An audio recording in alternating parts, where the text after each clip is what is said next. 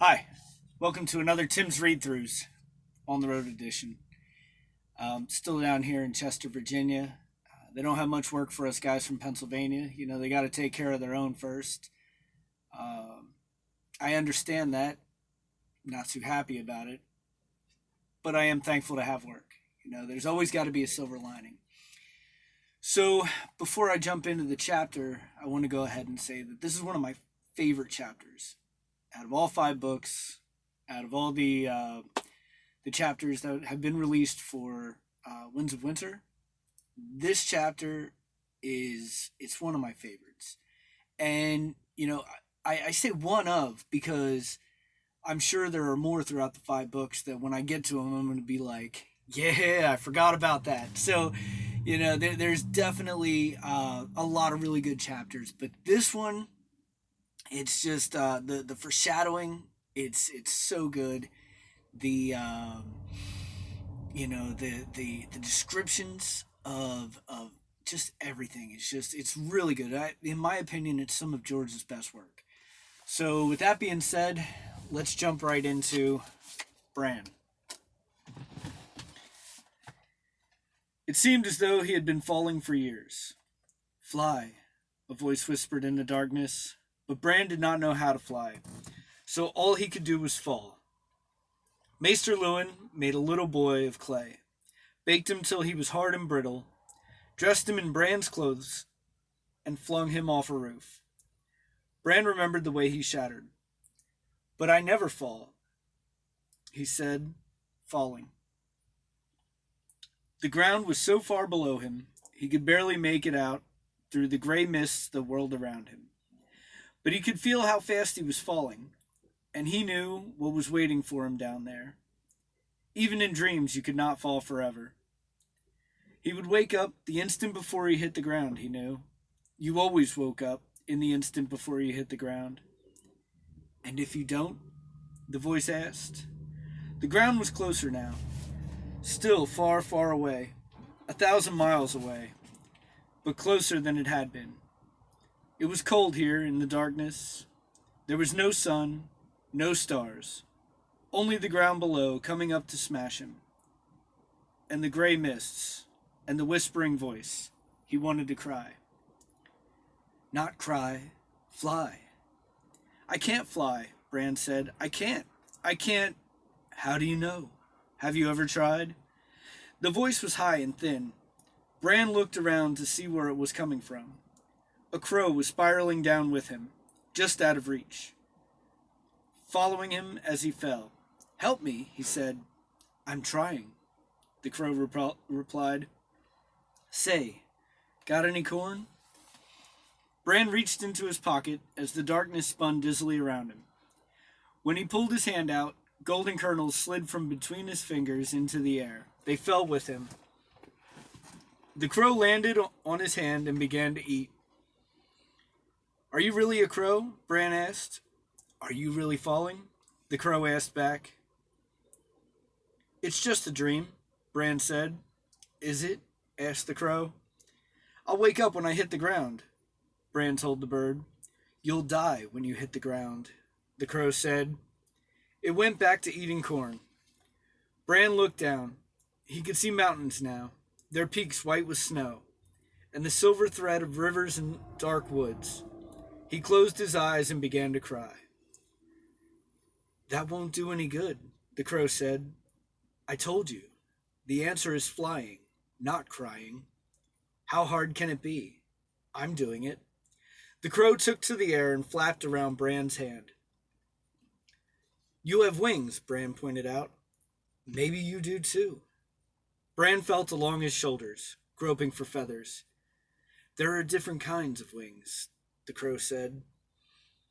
Bran was staring at his arms, his legs. He was so skinny, just skin stretched taut over bones. Had he always been so thin? He tried to remember. A face swam up at him out of the gray mist, shining with light, golden. The things I do for love, it said. Bran screamed. The crow took to the air, cawing. Not that, it shrieked at him. Forget that.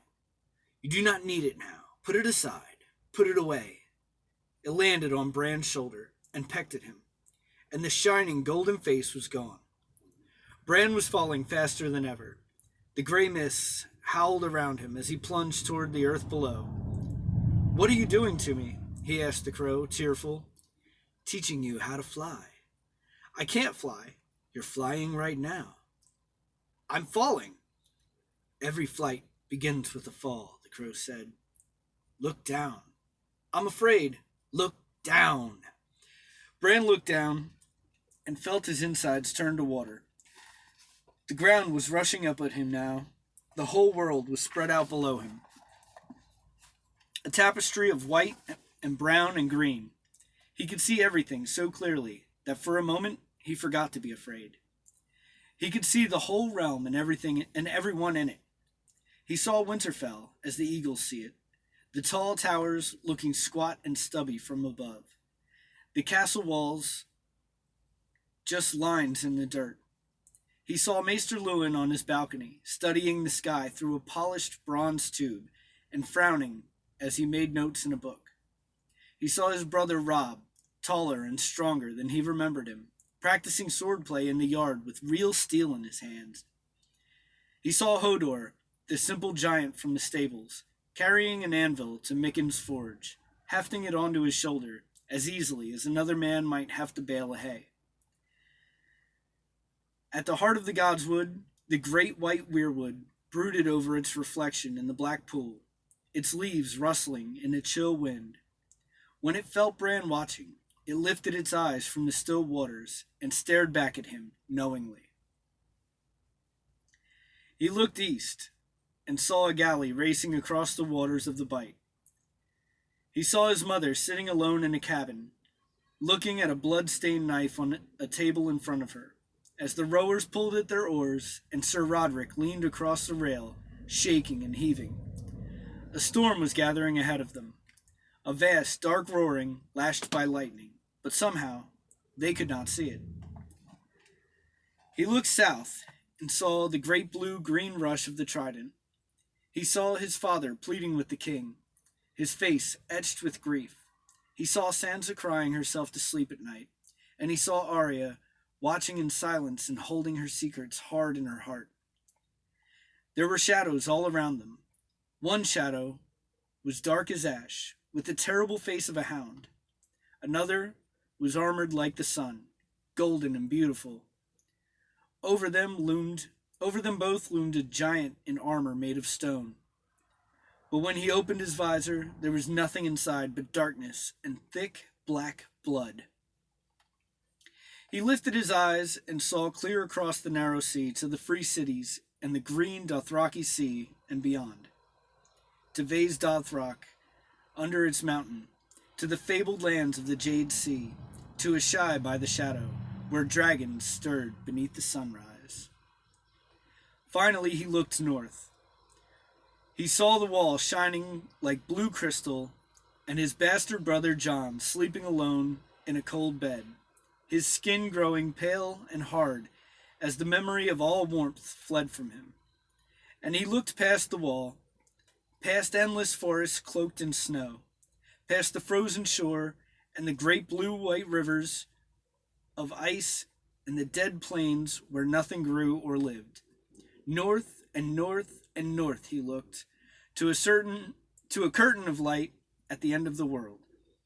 And then beyond that curtain, he looked deep into the heart of winter, and then he cried out, afraid, and the heat of his tears burned on his cheeks. "Now you know," the crow whispered, as it sat on his shoulder. "Now you know why you must live." "Why?" Bran said, not understanding. Falling. "Because winter is coming." Bran looked at the crow on his shoulder, and the crow looked back. It had 3 eyes, and the third eye was full of a terrible knowledge. Bran looked down.